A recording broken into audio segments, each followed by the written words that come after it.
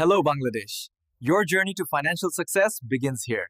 From smart investing to wealth building strategies, I'll show you how to grow, protect, and multiply your money. Stay tuned. Your brighter future starts now. আজ আমরা এমন এক বিষয় নিয়ে কথা বলবো যা তোমার টাকার আসল মূল্য নির্ধারণ করে মুদ্রাস্ফীতি। চল একদম সহজ ভাষায় বুঝে নিই এটা কি, কিভাবে কাজ করে, এর ভালো মন্দ দিক কি, আর আমাদের অর্থনীতি ও ব্যক্তিগত জীবনে এর প্রভাব কতটা গভীর।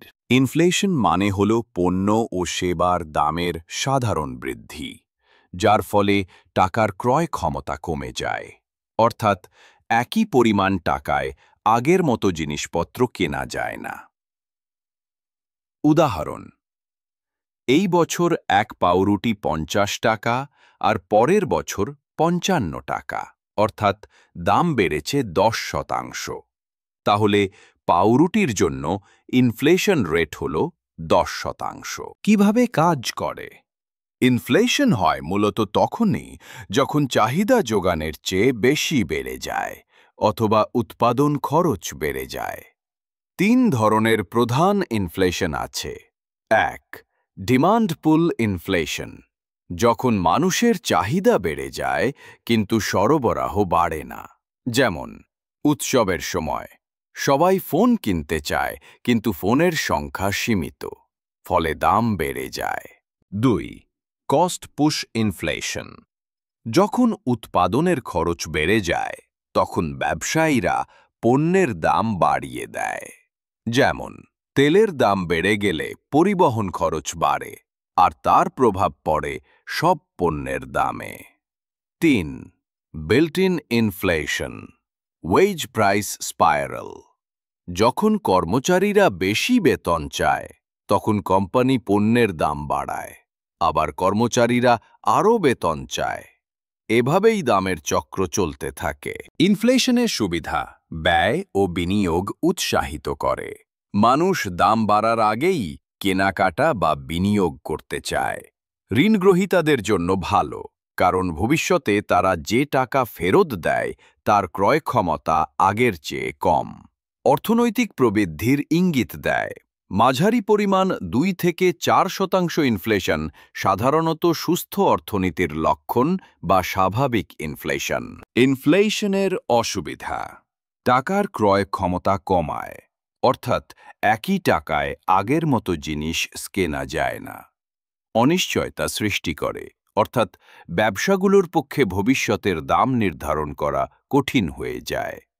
সঞ্চয়কারীরা ক্ষতিগ্রস্ত হয়, অর্থাৎ ব্যাংকের সুদ যদি ইনফ্লেশনের চেয়ে কম হয় তাহলে বাস্তব রিটার্ন নেগেটিভ।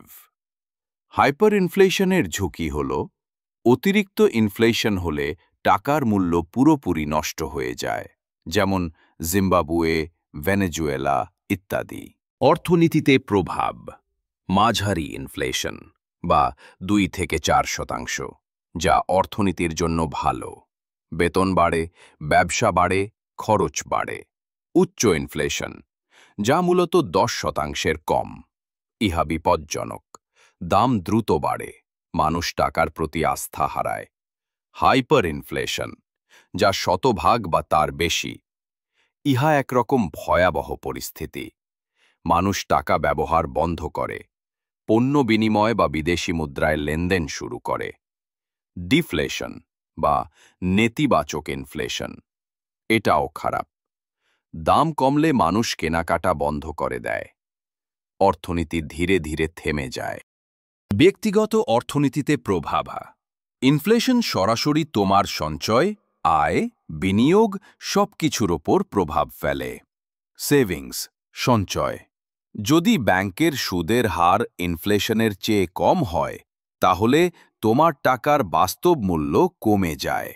উদাহরণ: ইনফ্লেশন ৮%, ব্যাংক ইন্টারেস্ট ৫%, তোমার প্রকৃত লাভ ৩%।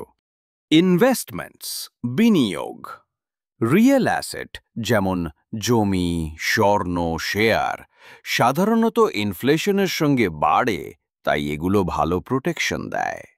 ফিক্সড ইনকাম যেমন এফডিআর, বন্ড, এর আসল মান কমে যায় যদি রিটার্ন ইনফ্লেশনের নিচে থাকে। ইনকাম, আয়। তোমার বেতন যদি দাম বৃদ্ধির মতো না বাড়ে, তাহলে তোমার বাস্তব আয় কমে যায়। ডেট, ঋণ। ইনফ্লেশন ঋণ গ্রহীতার জন্য লাভজনক, কারণ সে ভবিষ্যতে কম মূল্যবান টাকায় পুরনো ঋণ পরিশোধ করে। টাকার উপর প্রভাব। ধরো, তোমার হাতে আছে 1,00,000 টাকা। ইনফ্লেশন রেট প্রতি বছর 7%। 5 বছর পরে টাকার ক্রয় ক্ষমতা হবে 1,00,000 ভাগ 1+7, 0.07 5 পাওয়ার সমান 71,300 টাকা। অর্থাৎ আজ যা তুমি 1,00,000 টাকায় কিনতে পারো, 5 বছর পরে সেই জিনিসের দাম হবে প্রায় 1,40,000 টাকা। অর্থাৎ ইনফ্লেশন তোমার টাকার প্রকৃত মূল্য কমিয়ে দিচ্ছে। তাই টাকা শুধু জমিয়ে রাখলে চলবে না, সেটিকে এমন জায়গায় বিনিয়োগ করতে হবে যেখানে রিটার্ন ইনফ্লেশনের চেয়ে বেশি। বাংলাদেশের মুদ্রাস্ফীতি।